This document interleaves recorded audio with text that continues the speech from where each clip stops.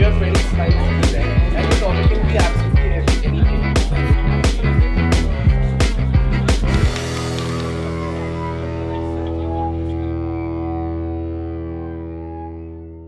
So this is the curtain that reveals. This is all that I could see of this guy, and he was screaming at this attendant. This is the first day of the Jaipur Literature Festival. The Shillong Chamber Choir was performing. They were singing somewhere, "My love, there will be songs to sing." And right in the middle, the CM came and she broke everything. So that is this lightning. And then this train passed through it because they were singing about a train, the evening train. And this was, yeah. The JLF was basically a bazaar for me. So then I wrote this over there. The idea being they come here, they set up shop, their hair is shiny as the sun dipping his tongue on a bald pate. Ooh la la, look at them preen, serving God on platters, service with a smile. Yes, smile, you're on camera. So this basically was how I looked at the first session. This was an arch in Jaipur and this motif kept happening. The layout sort of came up very organically because I couldn't write straight in this.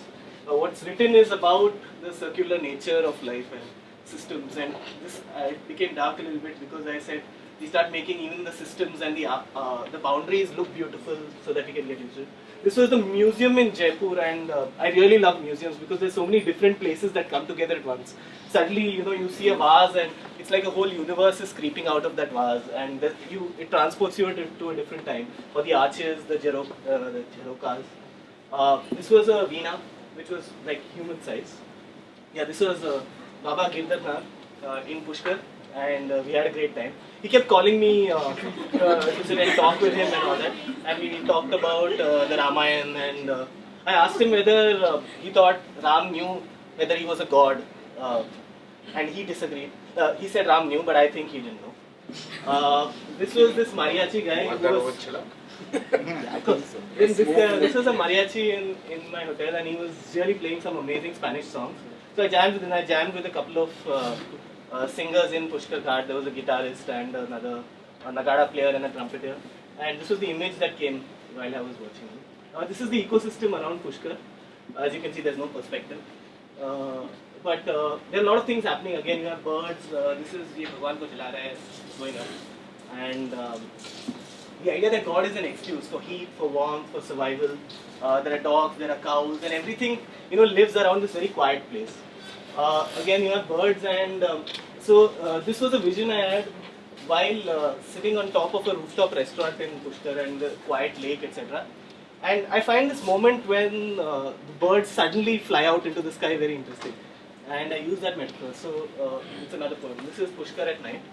His mind is a flock of pigeons, each one sitting, watching, cradling the silence in its beak, perched on rock. The wind, a story carried through the city, cooked in the gazes of others.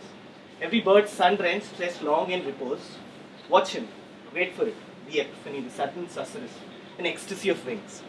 So the idea of that ecstasy of wings is interesting. These are the doors, and not one single door was the same as the other. They constantly went around, and there is functionality and there is aesthetic. I don't think there is one single bar or anything that is not there for a reason. So maybe this is where design meets art. And there are ivy doors.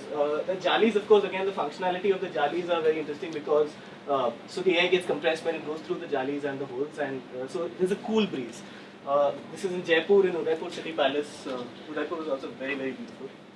And these two things, so the doors and the jalis sort of punctuated. Every time I looked, there was something different. This is Udaipur, a view from the city palace, and there's a whole world happening down here.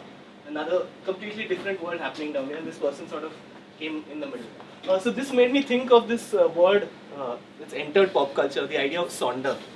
Sonder means the idea that every person, every random passerby, their life is as vivid and as complex as your own.